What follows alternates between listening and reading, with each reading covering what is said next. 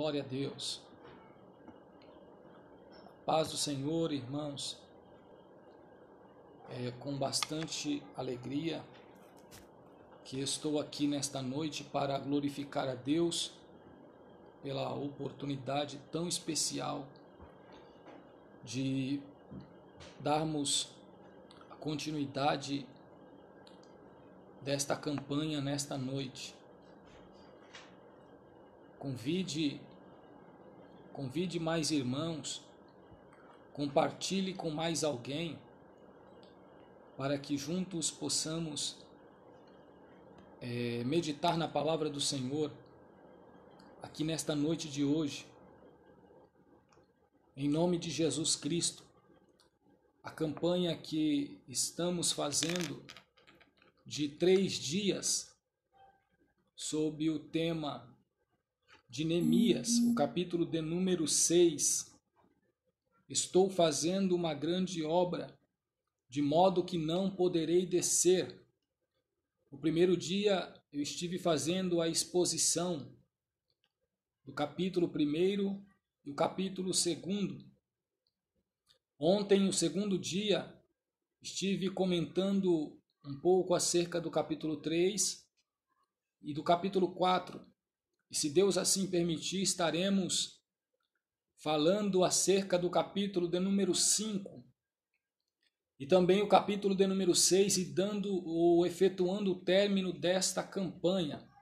Boa noite, a paz do Senhor, irmã Suzana. Deus abençoe por estar acompanhando aqui nesta noite o encerramento desta campanha, a edificação dos muros, a grande obra que Deus operou através da vida de Neemias, presbítero Guilherme, a cada um dos meus irmãos, irmã Daniele, que Deus abençoe, varão, João Carlos, que Deus te abençoe, varão, em nome de Jesus Cristo, presbítero Dei, é uma alegria tê-los aqui acompanhando nesta noite, esta live, e com bastante alegria estamos aqui para concluir.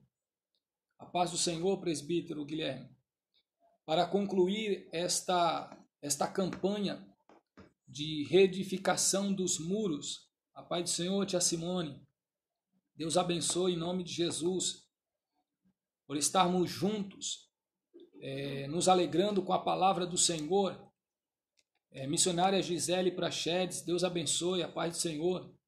Estarmos juntos nos alegrando com a palavra do Senhor, intercedendo e tendo a certeza de que estamos em um propósito, e o Senhor é aquele que tem nos abençoado grandemente.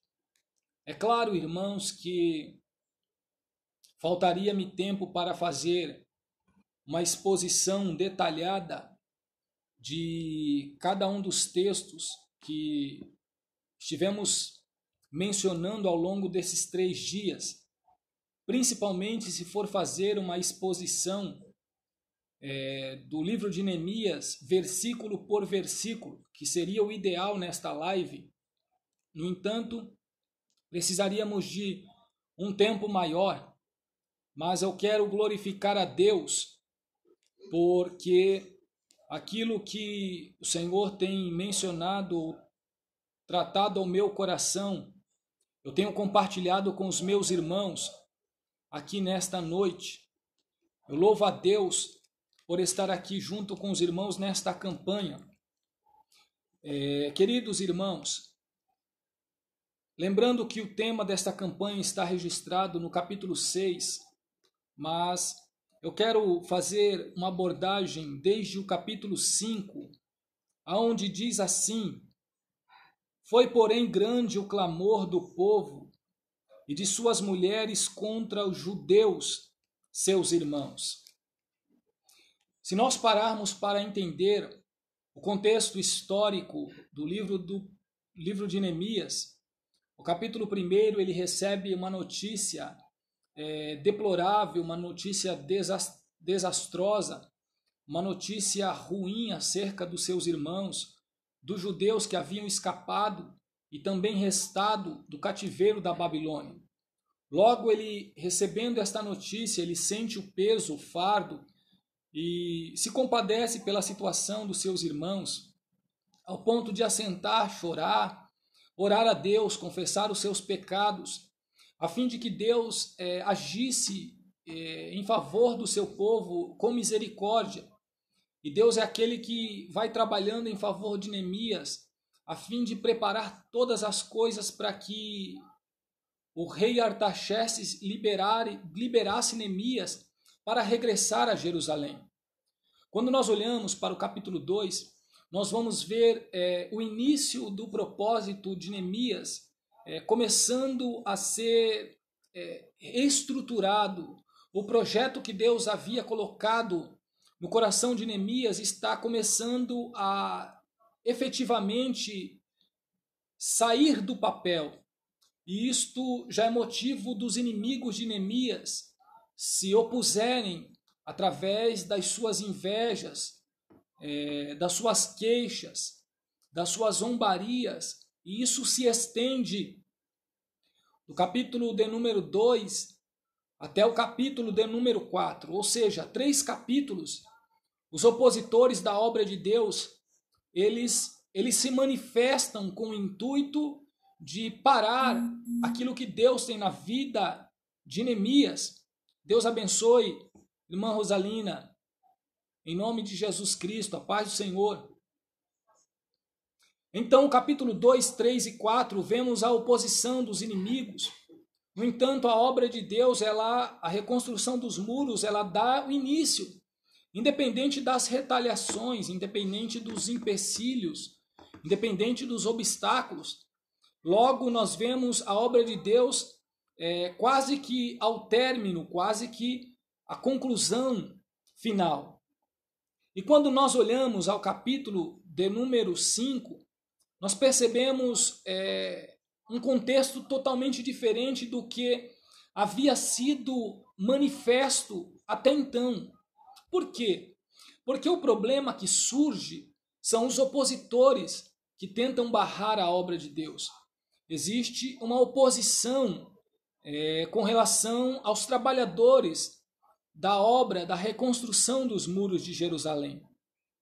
E quando olhamos para o capítulo 5, nós vamos ver que agora não há nenhuma evidência de que Sambalate, Tobias, Gesem e também alguns outros homens, os asdoditas, alguns outros que se ajuntaram com Sambalate, Tobias, eles não estão de fato registrados no capítulo 5. Por quê?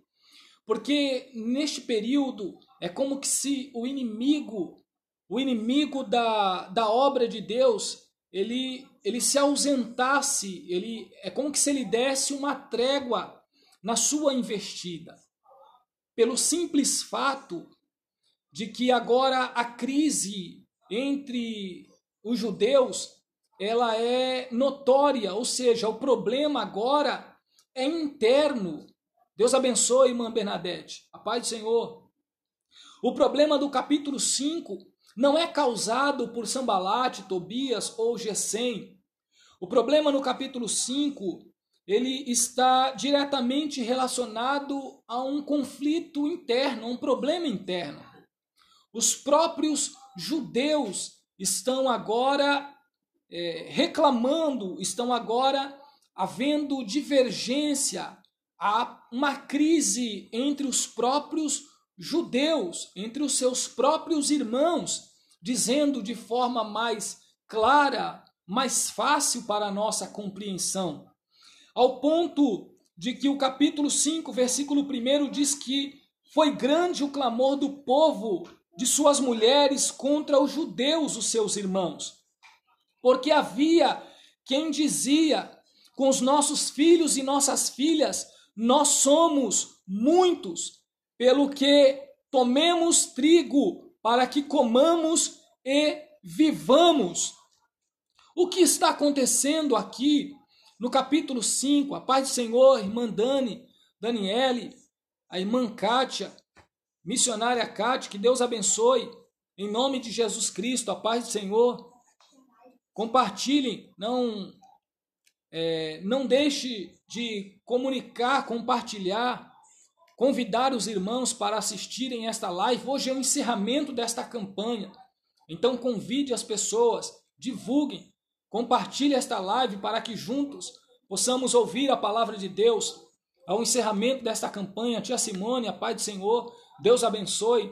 Queridos irmãos, o problema agora é interno, porque o que acontece? A Bíblia diz que os próprios judeus começam a reclamar porque havia uma falta de temor entre os maiorais, entre os judeus, os nobres, os magistrados. Eles estavam agindo de forma leviana, de forma errônea, de forma imprudente, de forma desnecessária, fora dos padrões estabelecidos para a conduta de um homem e de uma mulher que era temente a Deus. Eles usam da sua posição, eles usam do seu poderio e eles usam da sua posição política nobre para estabelecer alguns critérios ao ponto de subjugar os trabalhadores da obra de Deus. Os próprios homens que estavam colocando a mão no arado, a mão para a reconstrução dos muros de Jerusalém. Missionária Tatiane Prachedes, Deus abençoe.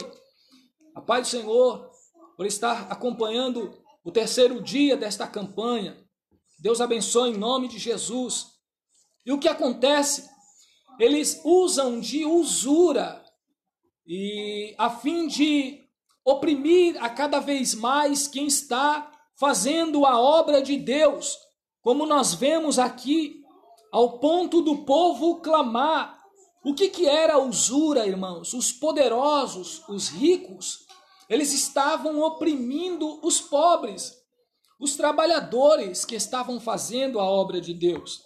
Usura é um juro superior ao estabelecido, ao que foi acordado, ao que foi acertado, ao que foi estipulado entre aquele empréstimo momentâneo. É um contrato pelo qual se cedia uma certa quantia, mas cujo o interesse da restituição ela era estipulada. Era um juros cobrado de forma errônea, além do valor que deveria ser cobrado. Então os ricos aproveitam o estado de crise, o estado de dificuldade, para oprimir ainda mais os judeus. Na verdade, o problema agora está entre os próprios irmãos, entre os próprios judeus. Percebam que o capítulo 5 não faz menção de Sambalate, Tobias e Gesem, mas são algumas pessoas que estão em evidência, algumas pessoas que estão em eminência do poder, da autoridade, e agora eles usam deste poder para fazer com que os homens estivessem sob o seu poder, sob o seu domínio, ao ponto de trazer tamanha tristeza entre os filhos de Israel, entre os próprios judeus. Eles estavam agora trabalhando para comer, ou seja, eles não estavam mais vivendo, eles só estavam sobrevivendo. Percebam o clima caótico, percebam o prejuízo que alguns poderosos entre os judeus estavam causando no meio dos trabalhadores. A Bíblia diz que eles estavam agora com seus filhos, pelo que tomemos trigo para que comamos e vivamos. A única recompensa que eles tinham agora era vender as suas propriedades. Eles penhoravam os seus bens, eles penhoravam o que eles tinham para poder comer, para trocar pelo trigo, para que pudessem comer, para simplesmente sobreviver. Os ricos estavam subjugando e oprimindo os mais pobres. Isto fez a crise se instaurar entre os judeus. versículo 3, o que também dizia: nossas terras e as nossas vinhas e as nossas casas empenhamos para tomarmos trigos nesta fome.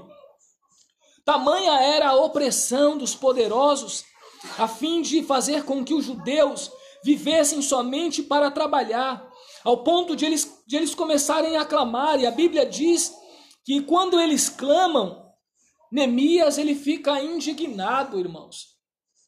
Neemias ele não concorda com o que estava acontecendo entre os judeus. Os ricos oprimindo os pobres, os ricos fazendo os pobres viverem debaixo de um jugo, fazer com que os trabalhadores da obra de Deus vivessem debaixo de um jugo. Quem é, irmãos, que iria conseguir trabalhar sossegado? Quem é que iria conseguir trabalhar concentrado se estivesse debaixo de um jugo?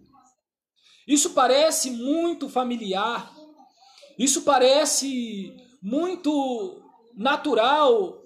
Infelizmente, ao fazer esta expressão de natural, eu não quero me aprofundar as revelações e as aplicações e para quem isto serve dentro deste texto, aos poderosos, aos homens que tentam oprimir os trabalhadores da obra de Deus, que estão no nosso meio, fazendo o povo trabalhar oprimido, porque eu não quero ser um agente que faz um desserviço para a obra de Deus.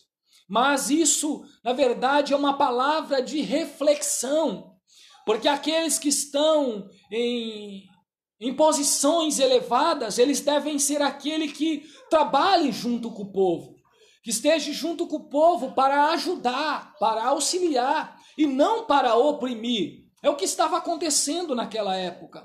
O problema ele já não era somente político, na verdade havia uma questão da usura, da ganância entre as pessoas que ali estavam.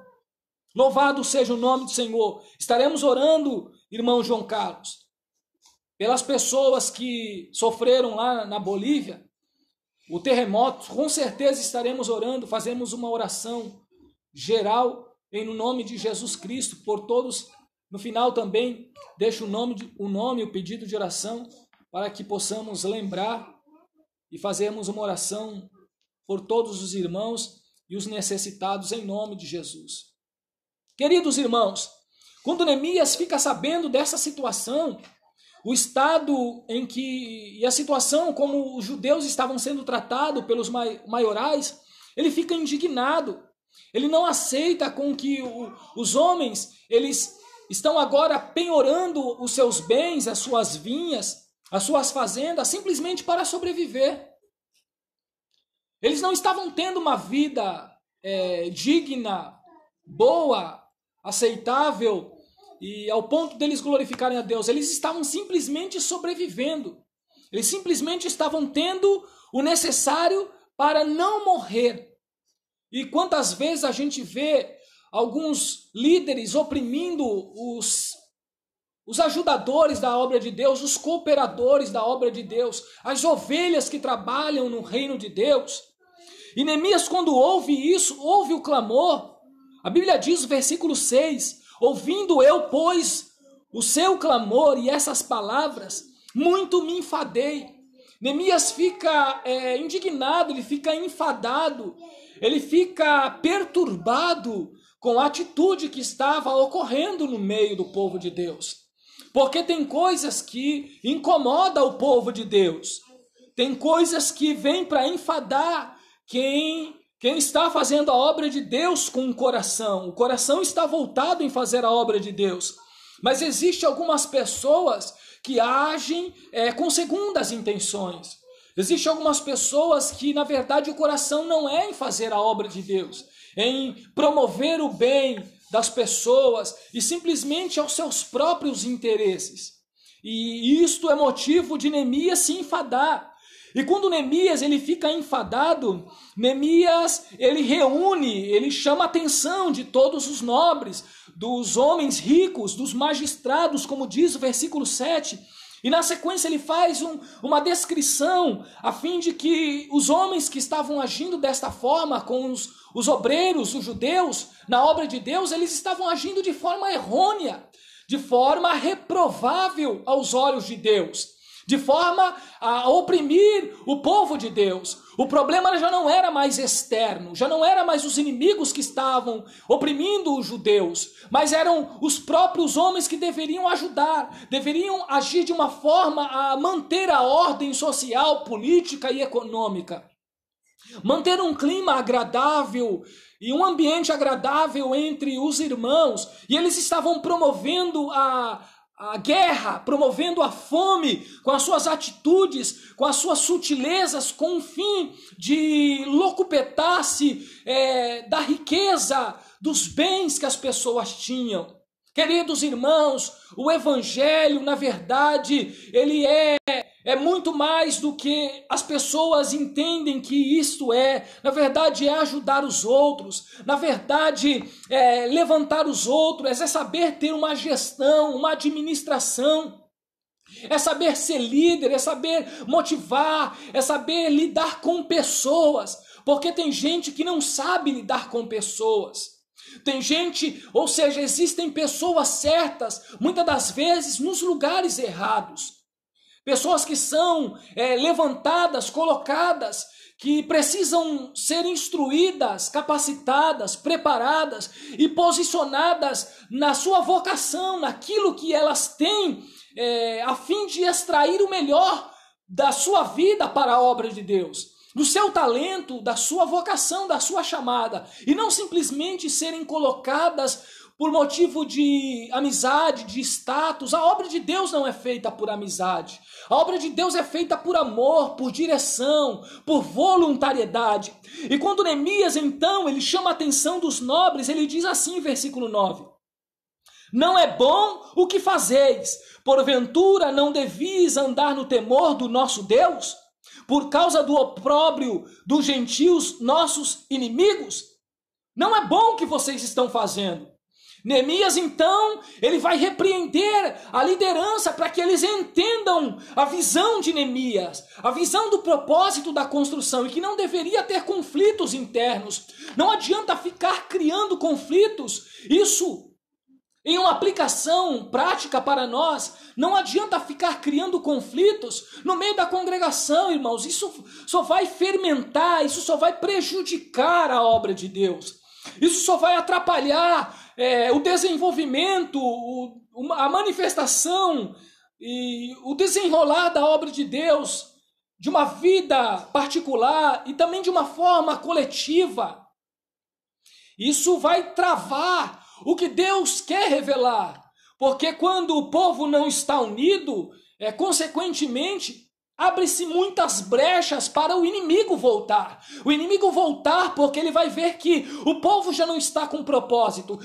O foco do povo vai ser desviado. Haverá um conflito, haverá divergência. O povo estará agora dividido com relação à atitude das pessoas. Nós devemos estar focados, devemos estar só numa visão. Não é somente as ovelhas que têm que estar no foco da liderança, da visão da liderança. E quando a liderança não está na visão, a igreja precisa orar para que a liderança entre no foco, na visão, no propósito de Deus. Neemias chamou atenção. Não é bom o que vocês fazem. Isso não é agradável.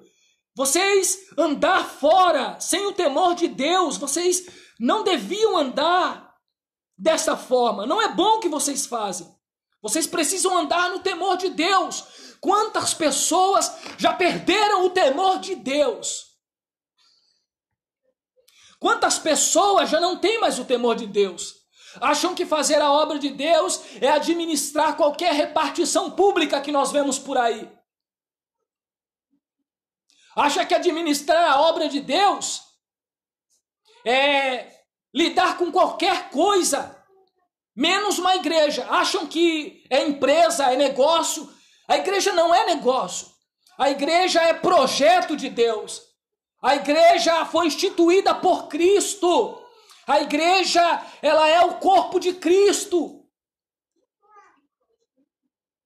Quem administra mal a obra de Deus, um dia Deus vai cobrar. Um dia Deus, Ele verdadeiramente, Ele vai cobrar daqueles que exercem a obra de Deus de forma errônea, de forma errada, de forma muitas das vezes fraudulenta. Neemias estava dizendo: vocês perderam o temor. Falta temor no povo de Deus, irmãos. Falta Deus despertar muitos líderes para um temor, um compromisso sério na obra de Deus. Deus precisa trazer o temor no meio do seu povo. Muitas das vezes falam que o povo perdeu o temor, mas quantas das vezes a gente vê a liderança perdendo o temor? O inimigo tenta trabalhar de forma a atingir, principalmente a liderança. E quantos já foram engodados? Quantos já foram atraídos pelas sutilezas de Satanás? E uma delas é trabalhar na questão financeira, material. Muitos líderes materialistas, muitas pessoas esqueceram. Muitas pessoas perderam o seu foco. Muitas pessoas perderam o foco do reino de Deus. Muitas pessoas já perderam o foco do que é servir a Deus. Muitas pessoas já perderam o foco e a visão do reino de Deus. Muitas pessoas perderam verdadeiramente a visão e o propósito do seu chamado. Muitas pessoas perderam verdadeiramente o temor concernente às coisas na casa de Deus. Precisamos ter o temor para fazer a obra de Deus, irmãos. Seja para orar, para louvar, para pregar, para administrar um talento, para administrar um dom, para administrar as coisas na obra de Deus, para se relacionar com as pessoas, para viver neste mundo, precisamos estar no temor de Deus. Quantas pessoas já não têm mais esse temor? E Neemias falou: não é bom esse negócio. Ainda bem que Deus usa profeta nessa terra, usa líder nessa terra. Tem líder que não se calou ainda, irmão. Tem líder ainda que é remanescente na terra. Tem líder ainda que é fiel a Deus, que permanece, que busca fazer o que é agradável aos olhos de Deus. É preciso fazer a obra de Deus com temor. Se for para fazer de qualquer jeito, de qualquer forma, não adianta. Não adianta fazer para agradar. Não adianta fazer para receber aplauso dos homens. É preciso fazer a obra de Deus com amor. É preciso fazer a obra de Deus com seriedade. A obra de Deus não é brincadeira, irmãos. Não é tempo de brincar. Nunca houve tempo. Mas não é tempo de lidar com as coisas de Deus de forma leviana. Como se fôssemos meninos na fé, ou como se não houvesse um Deus justo, um Deus que cobra. Quando Neemias chama a atenção dos homens, ele ordena que houvesse a restituição por parte dos que estavam agindo assim com os judeus, tomando, se apropriando do que os judeus tinham.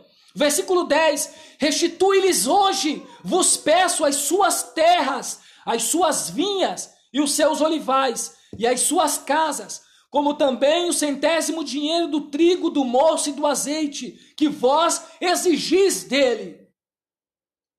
Louvado seja o nome do Senhor. A Bíblia diz que Neemias ordena que fosse restituído para que o povo pudesse estar aliviado a fazer a obra de Deus, e não por opressão, para que eles não estivessem afadigados e oprimidos a fazer a obra de Deus. Queridos irmãos, após essa exortação, esta repreensão, que Neemias, ao encontrar um conflito no meio da congregação, dizendo de forma mais clara, mais fácil, Neemias repreende agora os homens para que houvesse uma ordem estabelecida, para que houvesse, na verdade, uma reorganização, para que houvesse uma reforma. uma reforma entre o seu povo. Eles entendessem qual era o foco para voltarem a trabalhar e concluir a reconstrução dos muros de Jerusalém. Se a igreja não tiver foco, ela não cresce, ela não prospera. Percebam o que acontece no capítulo 6 e o versículo 1. Sucedeu mais que, ouvindo Sambalate, Tobias e Gesem, o arábio, o resto dos nossos inimigos, que eu tinha edificado um muro, e que nele já não havia brecha alguma, ainda que até este tempo não tinha posto a porta nos portais. A obra estava quase acabando, mas não tinha acabado. Era preciso ainda muito afinco, era preciso ainda muita seriedade, era preciso ainda muito compromisso. A obra não acabou. A obra na nossa vida, ela é ainda gradativa, ela é contínua, ela não se encerrou. Ela só vai se findar quando nós partirmos para a glória de forma individualmente, ou quando Jesus vier arrebatar a sua igreja. Filipenses 1, versículo 6 diz: tendo por certo isto mesmo, que aquele que em vós começou a boa obra, ele a aperfeiçoará até a vinda de nosso Senhor Jesus Cristo. Quem começou a obra na tua vida, ele ainda está aperfeiçoando. A obra, ela está ainda sendo executada. Ela não foi acabada e nem está inacabada. Ela não foi abandonada. Ela continua em execução. Deus que te chamou para uma grande obra. O Senhor tem feito uma grande obra na tua vida. Ela não se encerrou. A Bíblia diz que o muro já havia sido edificado e que já não havia brecha alguma. O que faltava? Faltava colocar as portas nos portais. A obra estava quase acabando. Continua, irmãos, continua, porque o projeto de Deus, ele vai se cumprir. Se a gente não perder o nosso foco, continuarmos firmes, Deus vai cumprir o que Ele falou na nossa vida. Deus vai cumprir o que Ele já deu a direção para você fazer. Não saia do foco, não saia da direção. Não deixe que os problemas, eles venham te afetar. A Bíblia diz que a obra estava quase que concluída. A obra, ela está se concluindo na tua vida. Tem mistério de Deus sendo manifesto a cada dia na tua vida, irmãos. A obra está sendo executada por Deus. Isso eu faço uma aplicação em todas as áreas da nossa vida. Seja espiritual, seja familiar, seja profissional, física. Eu acredito que existem obras que Deus vai trabalhando e concluindo cada projeto na nossa vida. A única que ainda não se encerrou é a ministerial, é também na questão da salvação, que nós só concluiremos quando perseverarmos firmes até a redenção em Cristo Jesus, quando vier para resgatar o seu povo, arrebatar a igreja. Louvado seja o nome do Senhor. O versículo de número 2, ele traz uma descrição muito interessante para nós, irmãos. Diz assim: Sambalate e Gesem enviaram mensageiros a dizer: vem e congreguemo-nos juntamente nas aldeias, no vale de Ono. Porém, intentavam fazer-me mal. Olha, aqui o capítulo 6 faz menção dos inimigos da obra de Deus. Eles aparecem. Vocês entenderam que o capítulo 2, 3 e 4 falam dos inimigos de Deus, os problemas externos. O capítulo 5 fala diretamente a um problema interno entre a própria congregação, entre os próprios judeus. É como se o inimigo desse uma trégua. E agora que o povo volta a focar no seu objetivo, parece que os problemas internos são resolvidos. são acertados, o povo volta a se unir novamente, o inimigo ele vem se manifestar. O inimigo vem atacar novamente de uma outra forma. O inimigo vem novamente a agir. O inimigo ele não tinha desistido. Ele vai tentar desestimular, tirar, na verdade, os judeus ainda do seu propósito. O versículo 2 diz assim: vem e congreguemo-nos junto às aldeias no vale de Ono. Sanbalat e Gesem, ele vai até os judeus e numa conversa aparentemente de paz, uma conversa aparentemente de acerto, de fazer uma possível aliança, vem, congreguemo-nos, nos ajuntemos. Está chamando os judeus para se ajuntarem. Aonde? No Vale de Ono. O Vale de Ono era uma região dos Asdoditas. E quem são os Asdoditas? Os Asdoditas são os que haviam feito aliança com Sanbalat, Tobias e Gesem. O que nós falamos na noite de ontem. Os Asdoditas, eles tinham feito aliança com os inimigos da obra de Deus. E o Vale de Ono era uma região que aparentemente, eu coloco esse aparentemente entre aspas, era uma região neutra. Era uma região onde talvez não poderia transparecer uma oposição, uma estratégia, uma retaliação do inimigo. O inimigo estava agindo de forma sutil, porque parecia ser uma região neutra. Os inimigos, Sanbalat e Gesem, não chamaram ele para o seu campo de batalha. Não chamaram nem tampouco para Samaria, aonde haviam muitos opositores da obra de Deus. Eles chamaram para um lugar aparentemente neutro, onde talvez não poderia gerar nenhuma desconfiança. Eles queriam se reunir. Eu vejo aqui algumas atitudes de Sanbalat e Gesem. Eles queriam reunir o povo de Deus. O inimigo, como a missionária Jaque, minha esposa, disse, é estrategista. É dessa forma. Ela chegou aonde eu ia falar. O inimigo, ele tenta agir de forma estratégica. Ele tenta agora implantar as suas estratégias, mas de forma bem sutil. Ele diz assim, vem, congreguemos. Eles queriam reunir os judeus. Para quê? Para fazer eles saírem do seu propósito. Eles queriam reunir. Irmãos, vocês acham que com os inimigos da obra de Deus, os judeus deveriam se reunir, se congregar, se ajuntar com quem era inimigo da obra de Deus, com quem havia acabado de falar que os judeus eram fracos, que a raposa iria destruir, que eles não iriam conseguir chegar até o final da obra de Deus, haviam subestimado a força dos judeus, dizendo que vocês são fracos judeus, diziam que a obra não iria prosperar, dentre várias palavras.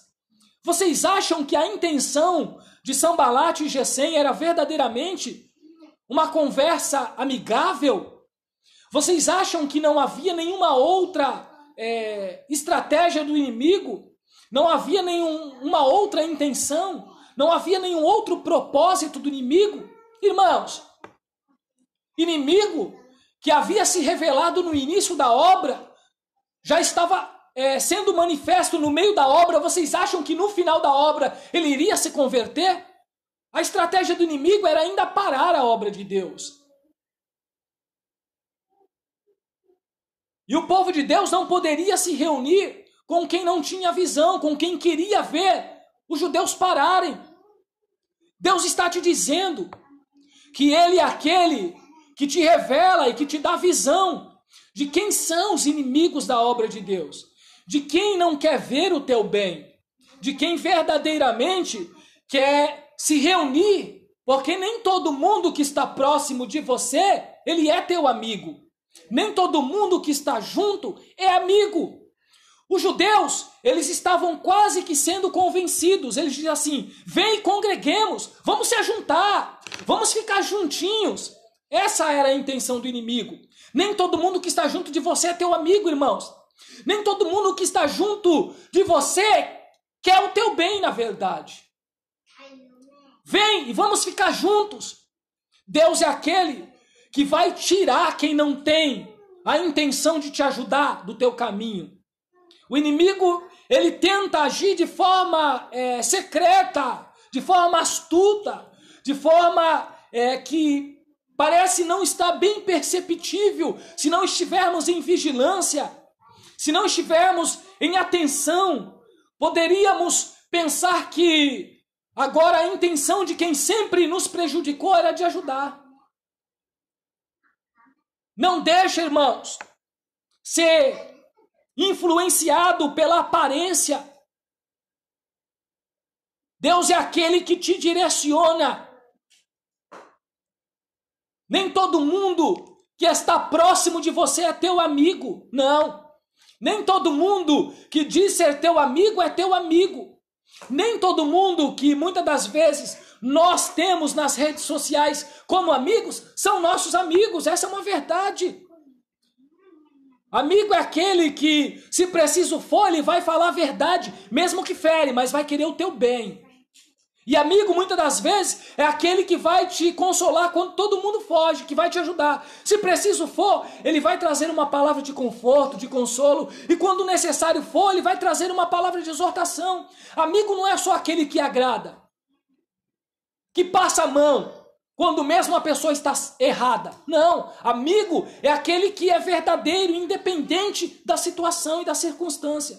Ele é leal, ele é fiel, ele é verdadeiro. Louvado seja o nome do Senhor. Amigo é aquele que verdadeiramente ele faz o bem para as pessoas. Ele age com hombridade com as pessoas que estão em sua volta.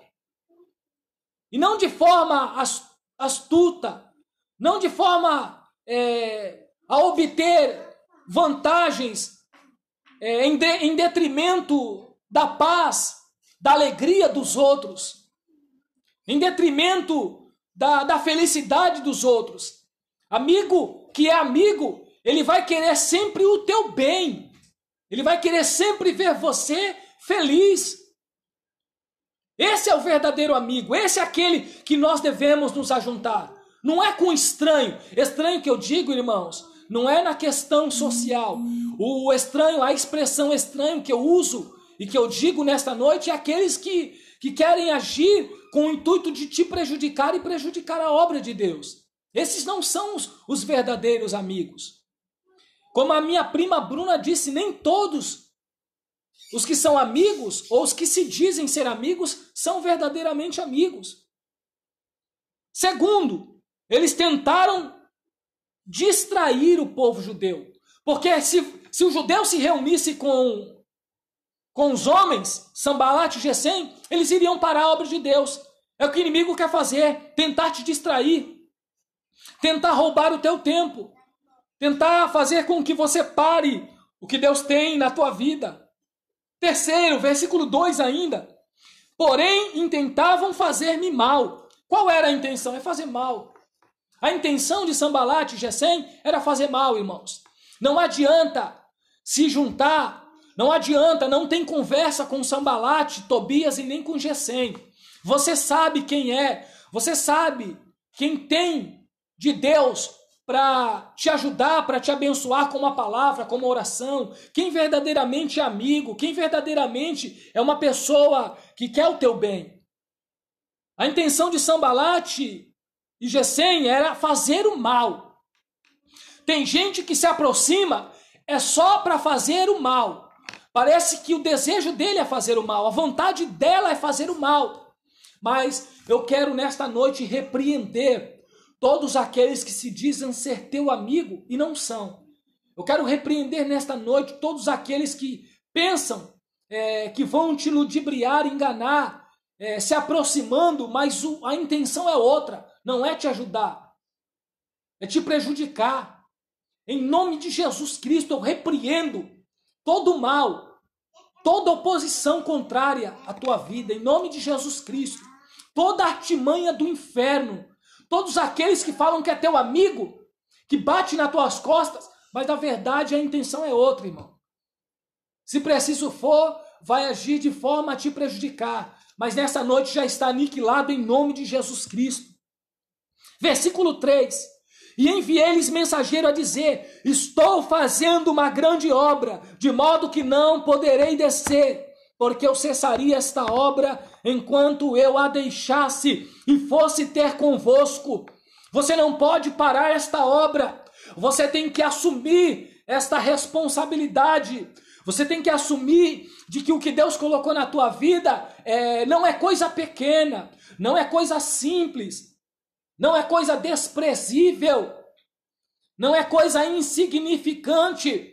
O que Deus te confiou, o que Deus tem te proporcionado, o que Deus tem te reservado é coisa grande. Neemias disse: eu não posso parar porque eu estou fazendo uma grande obra. Estou fazendo uma grande obra. Você acredita que Deus tem uma grande obra na tua vida? Que o que você tem feito é grande na obra de Deus? Porque na obra de Deus não tem coisa pequena, irmãos. Não tem coisa pequena na obra de Deus. Ah, mas o meu chamado não é de pregar. Nem quem disse que pregador faz alguma obra grande. Todos nós somos importantes para o reino de Deus. Quem disse que só quem louva é importante? Não, não. Todos nós somos importantes para a obra de Deus. Todos nós temos feito uma grande obra para o Senhor. Todos nós somos importantes para o reino do nosso Deus. Louvado seja o nome do Senhor. Você tem que dizer como Neemias: estou fazendo uma grande obra, de modo que não poderei descer, porque cessaria esta obra enquanto eu deixasse e fosse ter convosco.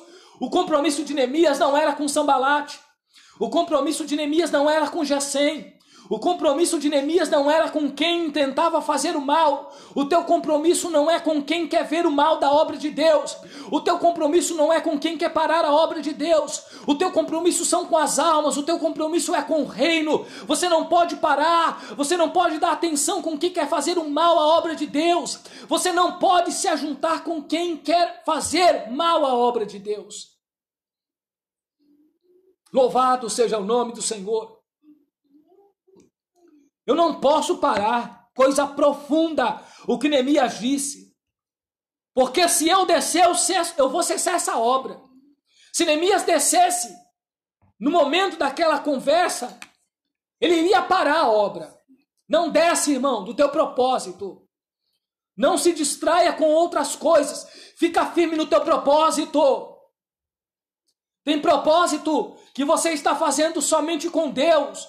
Tem propósito que você está fazendo com alguns irmãos. Eita, Deus maravilhoso. Eita, Deus tremendo. Tem propósito que você se reúne com a congregação. Fica firme nos teus propósitos, irmãos. Neemias disse: eu não posso parar, porque se eu descer, eu vou cessar esta obra. Se eu descer, eu vou cessar esta obra. Você não pode parar esta obra, irmão. Continua firme nesse propósito, para que Deus venha te dar vitória. Olha como o inimigo, ele é insistente. Da mesma maneira, enviaram a mim 4 vezes, e da mesma maneira eu lhe respondi. Da mesma forma que o inimigo veio por mais 4 vezes, o inimigo ele não tenta, ou melhor dizendo, ele não desiste facilmente. Se ele tentou uma vez te destruir, te parar e não conseguiu, ele vai tentar de novo, irmãos, porque ele é persistente. Por 4 vezes o inimigo tentou agora desestimular e parar a obra que Deus tinha na vida dos judeus e de Neemias. Só que Neemias, ele era mais persistente do que o inimigo. Neemias, ele está agora dizendo: se eles vieram por 4 vezes, da mesma maneira eu lhes respondi. Se tentar te oprimir, se tentar te parar, você vai agir quantas vezes for necessário. Sabe por quê? Porque para o povo de Deus não tem trégua, não tem rendição, você não vai se prostrar, você não vai parar, você não vai desistir. Quantas vezes for necessário levantar para fazer a obra de Deus, arregaçar as mangas, é isso mesmo, arregaçar as mangas e fazer a obra de Deus, você tem que fazer. Quantas vezes for necessário ir lá, levantar um bloco, um tijolo, uma pedra para a reconstrução do muro, você vai ter que fazer. Neemias disse, da mesma maneira me enviaram a mim 4 vezes, e da mesma forma eu respondi. Ou seja, eu não vou baixar minha cabeça, eu não vou parar. Se vier me atacar, eu vou ter uma resposta. Se vier tentar fazer eu parar, eu vou continuar firme no meu propósito. Se tentar contra a minha vida, eu vou me manter firme porque eu não vou parar. Quantos aqui têm a certeza que não vão parar? Quantos aqui têm a certeza que vão permanecer firmes? Deixa eu ver aí quem são os guerreiros, quem são as guerreiras de Deus, quem são os remanescentes. Deixa eu ver aqui quantos os corajosos, quantos os que estão recebendo a palavra de Deus nesta noite, quantos os que são verdadeiramente, louvado seja o nome do Senhor, aguerridos para esta obra, firmes, constantes, que tem brio, que tem garra, que tem convicção do chamado e não vai parar. Neemias tinha convicção, eu não vou parar. Se tu me enviou 4 vezes eu vou te responder da mesma forma. Eu não vou parar essa obra. Eu não vou desistir. Eu não vou descer deste muro. Neemias tinha convicção, ninguém ia parar. Ninguém ia parar o que Deus tinha na vida dele.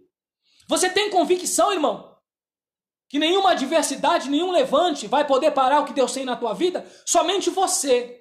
Somente você pode parar o que Deus tem na tua vida.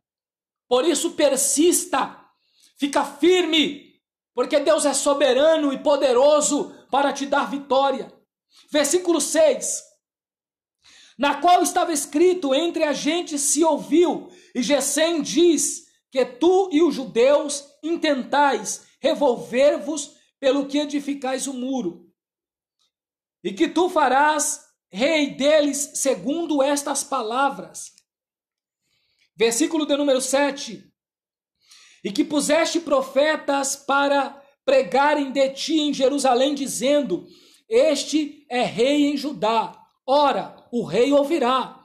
E segundo estas palavras, vem, pois, agora e consultemos juntamente. Versículo 8. Porém, eu enviei a dizer-lhe, de tudo o que dizeis, coisa nenhuma sucedeu, mas tu do teu coração inventas. O inimigo, ele está inventando coisa na vida de Neemias. Ele está falando aquilo que Neemias não tinha falado. Irmãos, isso parece muito familiar, não parece? Isso não parece muito real para os dias de hoje? Isso parece muito comum. Olha, Neemias está falando tudo que aconteceu aí, tudo que você está falando, eu não falei nada. Coisa nenhuma sucedeu, mas tu, do teu coração, é que está inventando. O inimigo estava inventando, colocando palavras aonde Neemias não tinha falado. Estava querendo colocar Neemias no estreito. Quantas das vezes o inimigo quer fazer isso, irmão? Para criar confusão.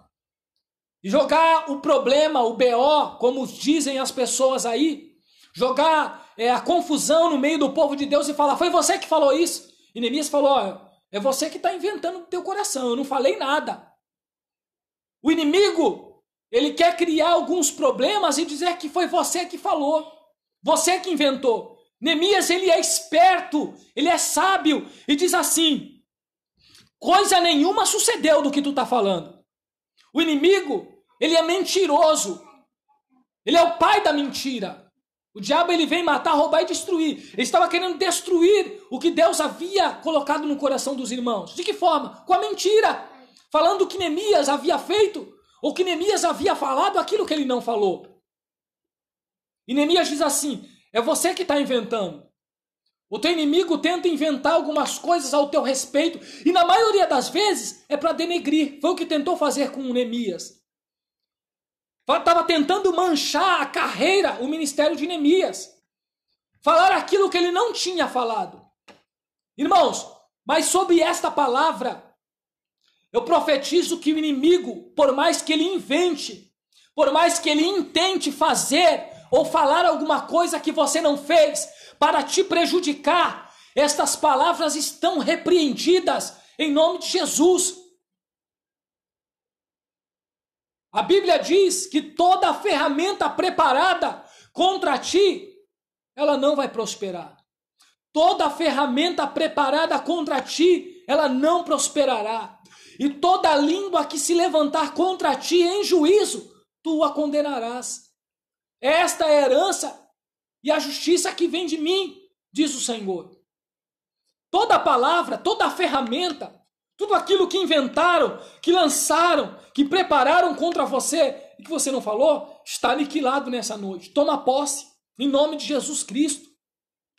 A Bíblia diz aqui, que estavam inventando. E Neemias falou, é do teu coração. O coração do inimigo é mau ao nosso respeito. A vontade do inimigo, ela é má contra nós. O inimigo não vê benefício algum ou não tem benefício algum para nós. A intenção dele é má. O quanto ele puder inventar, ele vai tentar inventar para nos prejudicar. Mas toda a ferramenta já foi aniquilada nessa noite, em nome de Jesus. Versículo 9. Porque todos os que nos procuravam atemorizar, dizendo, as tuas mãos largarão a obra e não se efetuará. Agora, pois, ó Deus, esforça as minhas mãos. Quando o inimigo tenta te atemorizar, te colocar medo, sabe quem que está do teu lado para te resguardar? Sabe quem que está do teu lado para te socorrer? Sabe quem que está do teu lado para te ajudar? É Deus. É Deus. Neemias diz assim, quando vocês procuraram me atemorizar, agora, pois, ó Deus, esforça as minhas mãos. É Deus que vai te esforçar. É Deus que está te dando ajuda. É Deus que está te dando força. Sabe aqueles dias que a gente se sente sobrecarregado e fala, Deus, eu não sei se eu vou conseguir. De repente você vence mais um dia. Você vence mais uma peleja. Você vence mais uma dificuldade. Não é pelas tuas próprias forças. Nós temos que tributar a Deus, que a nossa força ela vem de Deus, e é Deus que tem nos confiado força necessária para vencermos as pelejas, as adversidades. É Deus que nos esforça a cada dia. É Deus que esforça as tuas mãos para a peleja, para a batalha, para a obra. É Deus que tem te ajudado, irmãos. Neemias estava convicto e disse, agora, pois, Deus esforça as minhas mãos. É Deus que estava esforçando. É Deus que está te dando ajuda. Nesse familiar, nesse problema familiar que você tem enfrentado. É Deus, porque pela tua própria força, você já tinha entregado os pontos. Como algumas pessoas usam um termo popular, mas mundano, já tinha chutado o pau da barraca, já tinha desistido, já tinha largado mão. Mas sabe por que você não largou? Sabe por que você ainda não parou? Porque Deus está conosco. Como a minha prima disse, Deus está do nosso lado. Deus está conosco. É Deus que está te esforçando. É Deus que está te ajudando. A força vem de Deus.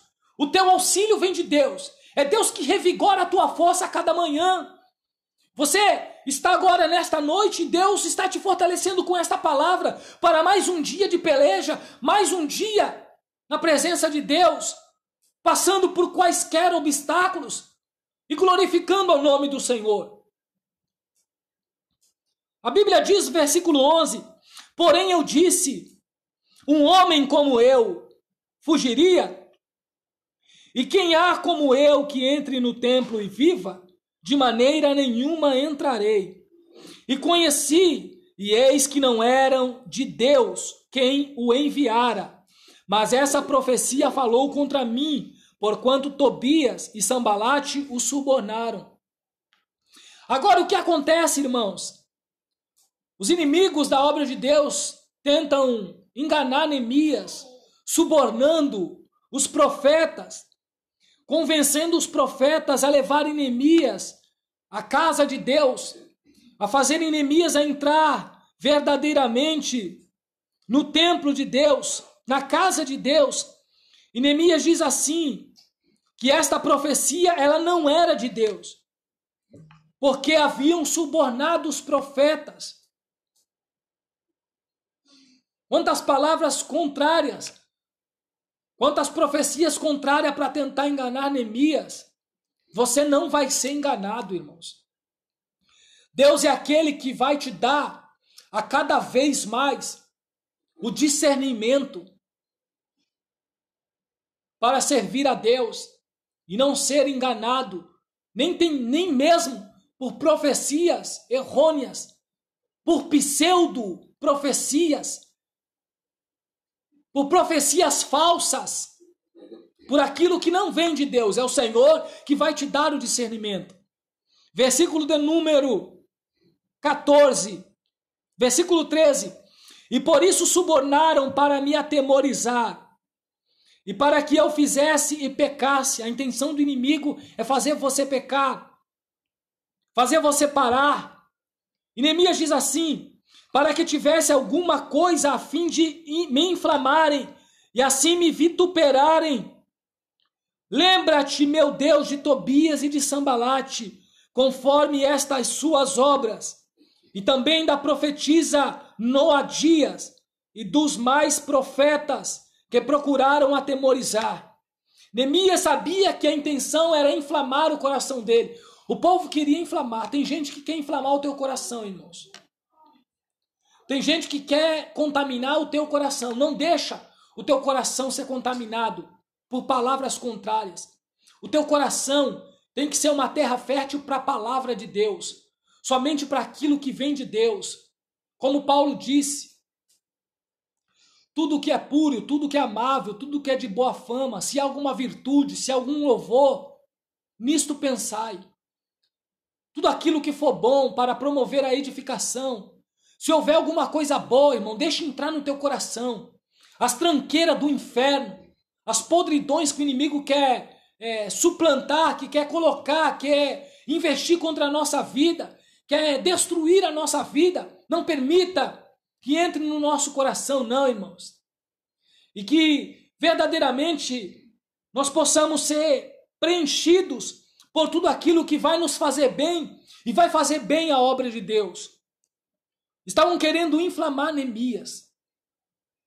Você não pode ser inflamado. Você não pode ser envolvido por aqueles que não têm a mesma visão que é a obra de Deus. Versículo de número 15 para encerrar. Eu encerro no 16, irmãos, perdão. E acabou-se, pois, o muro aos 25 de Elul, em 52 dias. A obra foi executada em 52 dias. No primeiro dia eu disse, irmãos, que Neemias, quando recebe a notícia, ele vai orar por 4 meses, 4 meses de oração. Ele vai buscar a direção de Deus, e a obra, do momento que ele começa a trabalhar até a conclusão, duram 52 dias. Deus dá vitória, Deus surpreende Neemias, num período que era, na ótica humana, quase que impossível concluir a restauração em 52 dias. Eu tenho uma palavra profética para você nesta noite. Deus, ele vai te surpreender. Deus, ele vai fazer coisa que você pensava que não iria acontecer. Num tempo que você pensava que não iria acontecer. O tempo que talvez Neemias, quando olhou a cidade destruída, ele pensou que talvez poderia demorar meses e meses. E a obra foi executada em menos de 2 meses, 52 dias. Eu quero profetizar nesta noite que o tempo da tua vitória, o tempo da promessa, o tempo da reconstrução, o tempo do projeto e dos projetos de Deus se cumprirem na sua vida, ele vai ser abreviado de acordo com a tua ótica. Se você pensa, ou se você pensava que está muito longe de acontecer, está muito distante disso se manifestar, disso se concluir, Deus é soberano, Deus já entrou neste negócio, Deus tem trabalhado ao teu favor, é Ele que tem prosperado a tua mão, é Ele que tem te esforçado, e é Ele que vai te surpreender a cada dia, a cada detalhe, a cada conclusão ou de uma etapa da obra de Deus na tua vida. Tu vai olhar e vai falar, meu Deus, isso eu não esperava que ia acontecer desse jeito. Eu não esperava que ia acontecer dessa forma. Você acredita nisso, que Deus ele é especialista em surpreender a cada um de nós? Você acredita que Deus é especialista em surpreender quando nós estamos fazendo a obra de Deus? Você acredita que Deus é soberano para trazer um tempo favorável ao teu respeito? Abreviar o tempo que estava sendo a construção. Deus é maravilhoso, irmãos. A obra estava concluída em 52 dias. Acredito que foi motivo de orgulho para os trabalhadores, de satisfação, de alegria, de recompensa, de gozo em fazer a obra de Deus, em saber que vale a pena trabalhar para Deus. Irmãos, vale a pena trabalhar para Deus, vale a pena fazer a obra de Deus, vale a pena investir no reino de Deus. Não há lugar melhor para investir a não ser no reino de Deus. Muitas das vezes nós investimos tempo. Quem tem dinheiro, investe o dinheiro.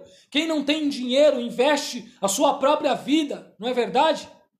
Investe a sua própria vida. Nós somos constantes investidores, de uma forma direta ou indireta. Nós estamos investindo sempre em alguma coisa. Mas não há melhor lugar para investirmos. É no reino de Deus e na sua obra. Muitas vezes as pessoas pensam que investir na obra de Deus é somente com dinheiro. Invista na obra de Deus. Isso é bom. Isso realmente é capaz de trazer recursos para a expansão da obra, para melhorar o ambiente, para acomodar melhor os irmãos, para trazer recursos para uma assistência social da igreja, para a igreja trabalhar, a igreja que tem a visão de uma assistência social efetiva, eficaz, ela consegue fazer um trabalho abençoado por Deus. Então o dinheiro, como diz a Bíblia, por tudo responde. Mas nós não podemos entender que nós só investimos no reino de Deus com dinheiro. O maior investimento é nossa própria vida, o nosso tempo. Se você ora, você está investindo o teu tempo na obra de Deus. Se você está aqui comigo nessa live, você está investindo o teu tempo. Esse tempo não é perdido, você está investindo. A melhor coisa que nós fazemos é investir no reino de Deus, investir na sua obra. Quando você lê a Bíblia, você está investindo. Quando nós paramos para aprender, estudar a palavra, nós estamos investindo no reino de Deus. Então a melhor coisa é ter a satisfação de que todas as vezes que nós investimos no reino de Deus, nós somos os maiores beneficiados, irmãos. Essa é uma verdade. Não existe uma vez sequer que você vai investir no reino de Deus e você vai perder, que você vai levar prejuízo. Sempre você será beneficiado. De uma forma direta ou indireta. Deus, ele é aquele que retribui cada um quando faz a obra de Deus com amor. Versículo 16 eu encerro. E sucedeu que, ouvindo todos os nossos inimigos, temeram todos os gentios que havia em roda de nós, e abateram-se muito em seus próprios olhos, porque reconheceram que o nosso Deus é que fizera essa obra. Sabe qual é o resultado de quando nós perseveramos, persistimos em fazer a obra de Deus? Os inimigos veem que a gente não retrocedeu, que a gente não parou, mesmo em meio aos problemas, a gente continuou, a gente acreditou em Deus. Olha o resultado. E sucedeu que os nossos inimigos temeram todos os gentios. Eles ficam com medo.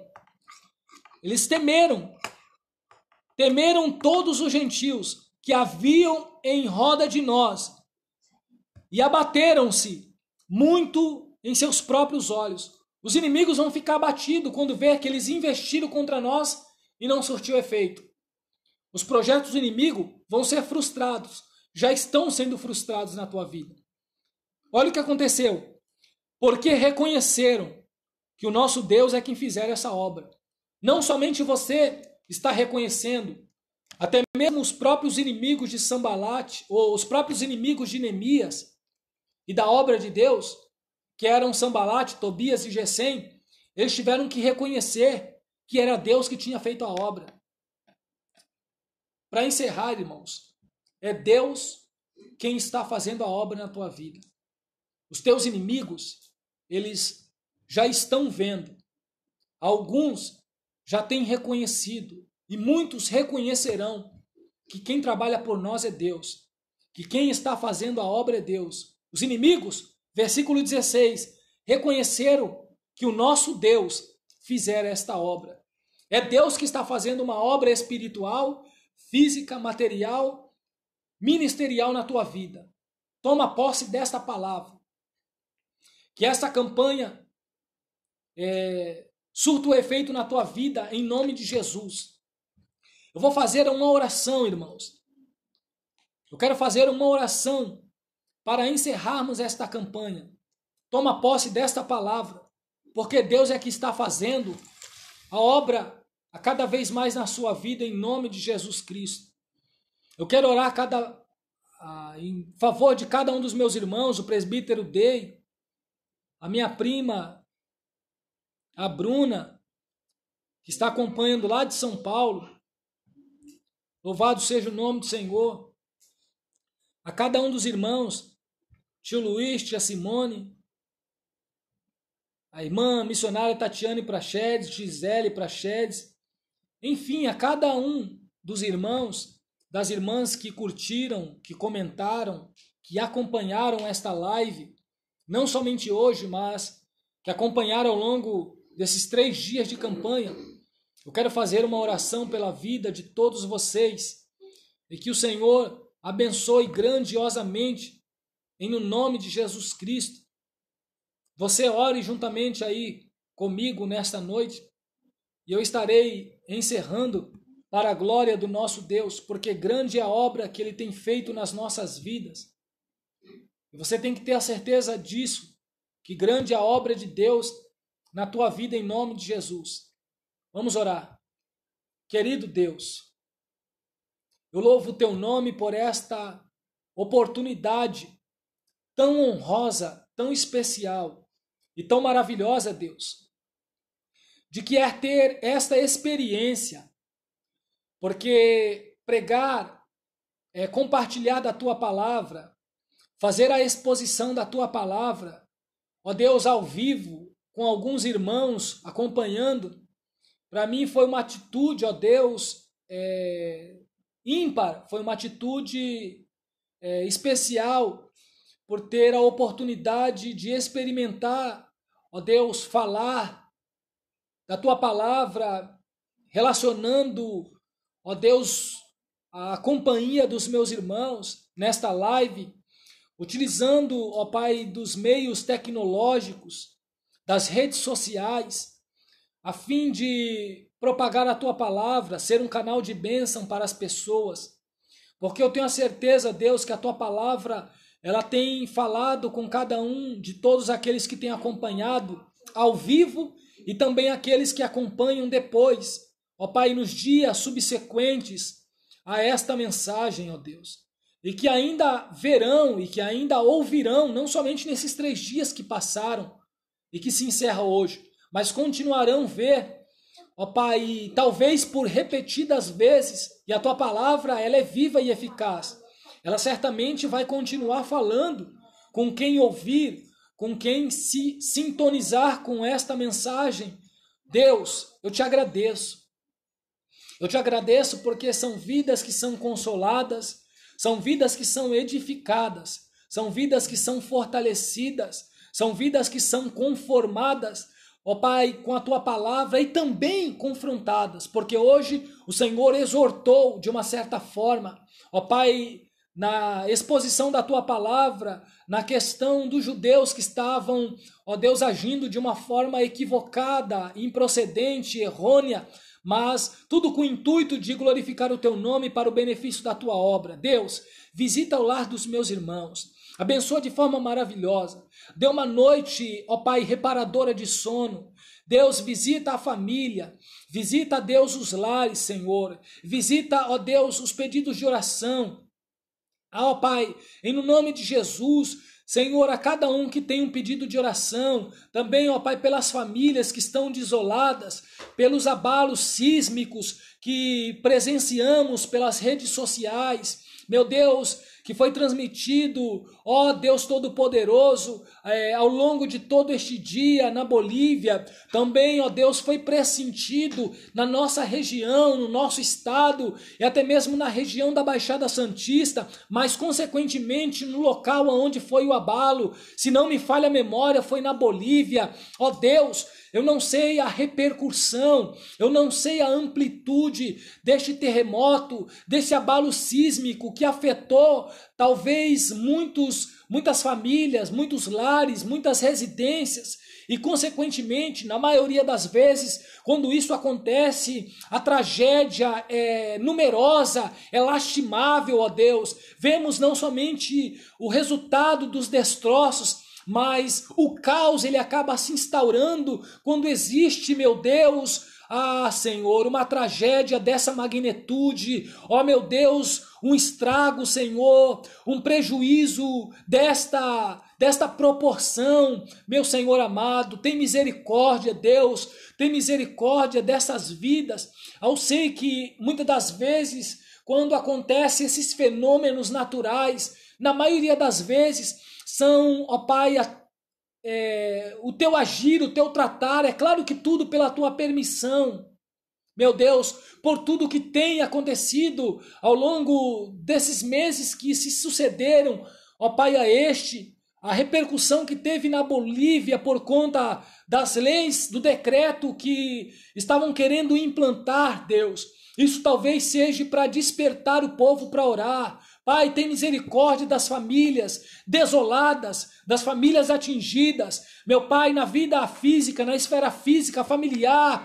Meu Deus, quantas pessoas terão que se recuperar das tragédias, Deus, das catástrofes, ó Pai, das catástrofes. Senhor, toma nas tuas mãos quantas pessoas terão que se reerguer em meio ao caos. Só o Senhor para ajudar. Só o Senhor para fortalecer. Quantas pessoas perderam entes queridos, meu Deus. Olha para o nosso Brasil também, olha para a nossa cidade, meu Deus, olha para os nossos lares, olha para as nossas igrejas, Deus, desperta Neemias. Ó Senhor, olha para os meus irmãos que têm acompanhado esta live, desperta Neemias a cada vez mais, ajuda o teu povo a fazer a tua obra, Deus, em nome de Jesus, ajuda o teu povo, os teus servos, Pai, no nome de Jesus, abençoa, Deus, abençoa, dá vitória para o teu povo, eu te glorifico, eu te exalto e eu te agradeço, em nome de Jesus, sejam ricamente abençoados. E eu quero agradecer a Deus, irmãos, por estar comigo nesta campanha de 3 dias, que se encerra hoje para a glória de Deus. Muito obrigado, que Deus te abençoe, mas você pode compartilhar com mais pessoas, marcar para que as pessoas possam acompanhar posteriormente, em nome de Jesus. E estaremos na direção de Deus, se o Senhor permitir, ou nos direcionar a fazer mais alguma live, para os próximos dias, eu estarei comunicando tudo para a glória de Deus e na direção do nosso Senhor. Que Deus te abençoe, tenha uma noite abençoada por Deus e uma madrugada reparadora de sono. Deus te abençoe e fique na paz do Senhor, em nome de Jesus. Amém. E Deus te abençoe, graças a Deus.